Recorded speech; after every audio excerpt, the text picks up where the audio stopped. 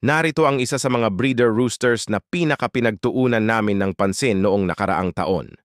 Ito ang paborito ko sa lahat. Isa itong produkto ng aming partnership kasama si Louie.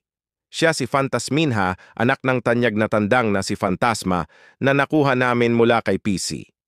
Ang kanyang ina, si Diva, ay isang inahin na may taas na 1.10 metro mula kay Luizao. Pinagsama namin ang gigantismo at tamang morpolohiya sa pagbuo ng lahing ito. Sa tingin ko, isang kumpletong manok ang nakuha namin.